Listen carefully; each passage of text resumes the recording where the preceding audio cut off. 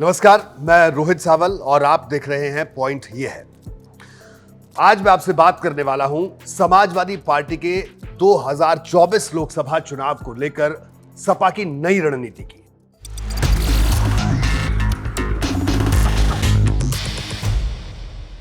जी हां, समाजवादी पार्टी ने अभी हाल ही में अपना राष्ट्रीय कार्यकारिणी की बैठक कोलकाता में खत्म की। तो इस बैठक के बाद सपा की जो नई रणनीति है उसके संकेत सामने आए हैं। जी हां, देखिए, अखिलेश यादव पहले साफ कर चुके हैं कि इस बार बड़ी पार्टियों से गठबंधन नहीं करेंगे। जो उत्तर प्रदेश में छोटे सहयोगी दल हैं उनसे गठबंधन होगा और उस गठबंधन के सहारे ही वो चुनाव में जाएंगे। ये तो बात होगी गठबंधन की, लेकिन उस चुनाव में किस रणनीति के तहत जाएंगे, अब इसकी एक झलक, इसकी तस्वीर सामने आना शुरू हो गई है।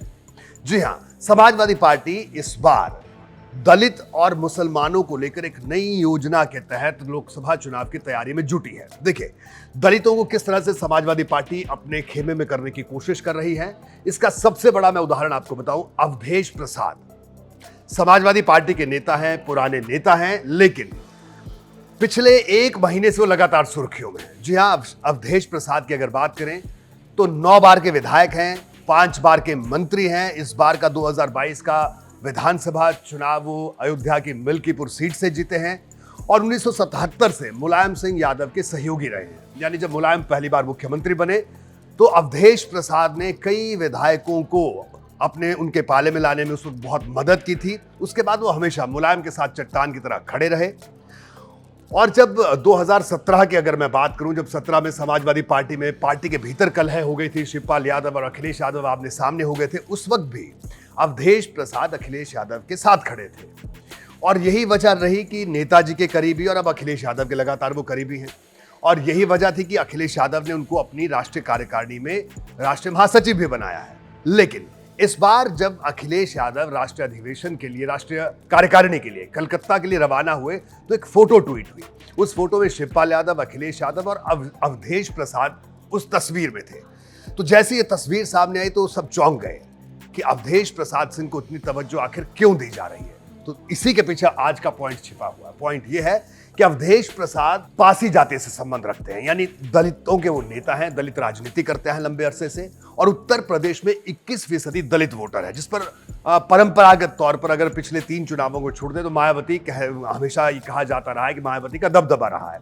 लेकिन वो दबदबा टूटा और वो टूट के वो वोटर कुछ भारतीय जनता पार्टी के पास गया और कुछ सपा के पास गया। लेकिन अब सपा को लगता है कि अगर प्रदेश की राजनीति में वापसी करनी है तो यादवों के अलावा दूसरी ओबीसी जाति और खास तौर पर दलितों को अपने पाले में करना होगा। देखिए, दलितों की आबादी 21% है उत्तर प्रदेश में, मैंने जो आपको बताया, और उसमें से 3.5% जो है वो पासी हैं। करीब 11% के आसपास जाटव है और जाटवों के बाद जो सबसे बड़ी तादाद है वो पासी समाज की है, जो दलितों में बाईकास्ट है, तो 3.5%। तो अवधेश प्रसाद उसी जाति से आते हैं। तो ऐसे में अखिलेश यादव लगातार उनको तवज्जो दे रहे हैं। अब कलकत्ता में जब राष्ट्रीय कार्यकारिणी की बैठक हुई तो अवधेश प्रसाद मंच पर मौजूद थे। 8 नेता मौजूद थे मंच पर, उसमें एक अवधेश प्रसाद भी मौजूद थे। इसके अलावा मैं आपको और बात बताऊं, विधानसभा में अखिलेश यादव की जो बगल वाली सीट है, जिस सीट पर आजम खान बैठते थे, आजम खान की सदस्यता जब रद्द हुई तो सदस्यता रद्द होने के बाद वो सीट अवधेश प्रसाद को अलॉट की गई।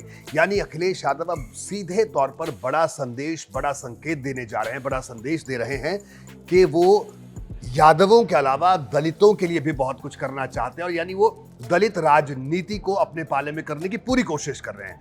2021 में अब मैं आपको लेकर जाना चाहूंगा, जब 2021 में अखिलेश यादव ने अंबेडकर युवा वाहिनी बनाई, यानी समाजवादी पार्टी का एक संगठन जो दलितों के लिए काम करेगा। और अभी हाल ही में उसी संगठन ने उत्तर प्रदेश में कांशीराम जयंती मनाई। आप सोचिए, कांशीराम जयंती मना रहे हैं समाजवादी पार्टी के नेता, यानी अंबेडकर वाहिनी। तो ये पूरी की पूरी कवायद जो 2021 से चली आ रही थी, 22 में अखिलेश यादव को उसका फायदा हुआ। ऐसा नहीं कि फायदा नहीं हुआ, फायदा हुआ। तभी अखिलेश यादव और समाजवादी पार्टी का जो वोट शेयर था वो 31% के आसपास पहुंच गया।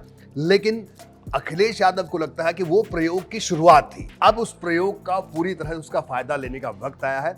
यही वजह है कि दलितों को बड़ा संदेश देने की कोशिश, क्योंकि अमूमन समाजवादी पार्टी में जाहिर सी बात है यादव नेताओं का दबदबा रहा है, ब्राह्मण नेता भी रहे हैं।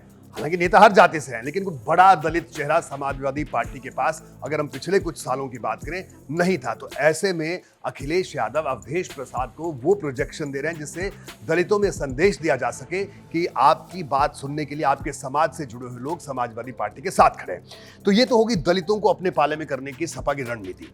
अब देखिए, मुसलमानों को लेकर मुस्लिम वोटर परंपरागत तौर पर उत्तर प्रदेश में, खास तौर से अगर पिछले दो एक लोकसभा चुनाव और उसके बाद खासतौर पे विधानसभा चुनाव की बात देखें, तो मुस्लिम वोटर समाजवादी पार्टी के पक्ष में रहा है, इस बात से कोई इनकार नहीं कर सकता। लेकिन समाजवादी पार्टी के रणनीतिकारों को लगता है कि अब इसमें भी, इस रणनीति में भी बदलाव की जरूरत है, क्योंकि अमूमन ये होता आ रहा है कि भारतीय जनता पार्टी जो जातीय जटिलता है, कोई कहता है कि साहब हम ठाकुर हैं, हम ब्राह्मण हैं, हम दलित हैं, हम ओबीसी हैं, लेकिन बीजेपी जब हिंदुत्व की बात करती है तो जातियों को खत्म करने के संदेश देती है कि हम सब हिंदू हैं, और इसी वजह पर ध्रुवीकरण होता है और वोटों को अपने पाले में कर लेती है भारतीय जनता पार्टी। समाजवादी पार्टी इस रणनीति को समझ चुकी है। तो सपा ने अब इसकी काट ये निकाली है, इस तरह से निकाली कि जो मुस्लिम नेता है उनको, ठीक है, समाजवादी पार्टी तवज्जो देगी, देती रही है, टिकट भी देंगे, लेकिन उनको वैसी प्रोजेक्शन नहीं मिलेगी। देखिए, समाजवादी पार्टी की राष्ट्रीय कार्यकारिणी की बैठक हुई, अबू आजमी को अगर छोड़ दें तो उत्तर प्रदेश का कोई मुस्लिम सांसद वहां पर मंच पर नहीं दिखा। शफीकुर रहमान बर्क, एसटी हसन, आजम खान, ये तीनों नेता गए भी नहीं। सबने अपना अपना हवाला दिया। किसी ने कहा सेहत खराब है, किसी ने कहा कानूनी दांवपेच में फंसे हैं। हालांकि 2 दिन की राष्ट्रीय कार्यकारिणी थी और ये लोग सदस्य भी हैं, आ सकते थे, नहीं आए, ये जाने समाजवादी पार्टी जाने। लेकिन जो सपा के रणनीतिकार है और हमारे जो सूत्र कह रहे हैं वो यही कह रहे हैं कि सपा की नई रणनीति है कि मुस्लिम नेताओं को जगह दी जाएगी, पार्टी में तवज्जो दी जाएगी, लेकिन इस तरीके से तवज्जो नहीं दी जाएगी कि जिसका एक ऐसा संदेश जाए जो पहले जाता रहा था, जिस संदेश को बीजेपी भुनाती थी। बीजेपी बार बार कहती थी कि देखिए किस तरह से मुस्लिम तुष्टिकरण की राजनीति समाजवादी पार्टी करती है, और फिर उसमें आजम खान, शफीकुर रहमान बर्क, ये ऐसे नेता रहे, ये कोई ना कोई बयान जरूर दे देते थे हर महीने, हर हफ्ते, जिससे समाजवादी पार्टी के जो शीर्ष नेतृत्व है, खासतौर पर अखिलेश यादव, उनको असहज भी होना पड़ा कई बार। तो अब समाजवादी पार्टी एक नई रणनीति पर है कि मुस्लिमों को टिकट देंगे, साथ रखेंगे, लेकिन इस तरह से किसी मंच पर प्रोजेक्शन नहीं देंगे जिससे कोई ऐसा बड़ा संदेश जाए जिस संदेश को भारतीय जनता पार्टी दूसरे तरीके से डिकोड करवा दे और जिसका नुकसान उनको झेलना पड़े। यानी जिस तरह से बात करते हैं कि बीजेपी ने मजबूर कर दिया विपक्षी नेताओं को सॉफ्ट हिंदुत्व पर आने के लिए, तो अखिलेश यादव ने एक नया तरीका निकाला है कि जो वोटर्स हैं वो जो हिंदुत्व, सॉफ्ट हिंदुत्व की जो बात करते हैं, उसमें उन्होंने एक बात और जोड़ दी कि सॉफ्ट हिंदुत्व वही नहीं है कि आप मंदिर जाइए, घंटी बजाइए, पूजा पाठ करिए।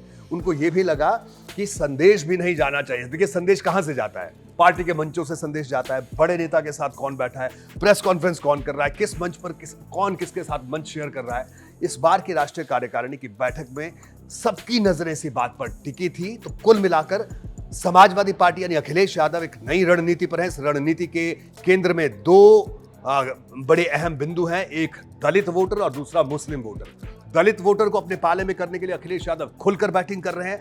अवधेश प्रसाद उसका बड़ा चेहरा है, जिनके चेहरे के जरिए दलितों को अपने पाले में करने की कोशिश समाजवादी पार्टी कर रही है, और मुस्लिम वोटर्स को अपने साथ इंटैक्ट रखना है, क्योंकि परंपरागत तौर पर रहे हैं मुलायम के जमाने से, नेताजी के जमाने से।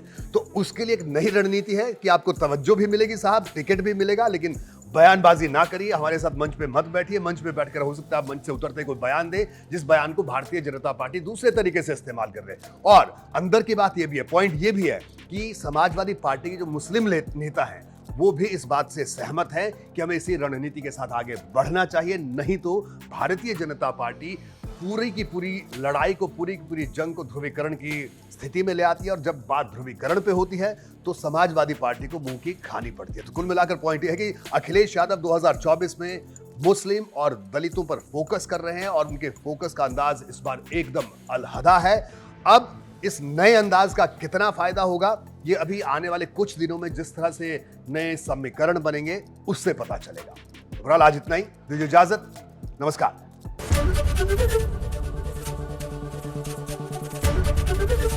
एबीपी गंगा, खबर आपकी, जुबान आपकी।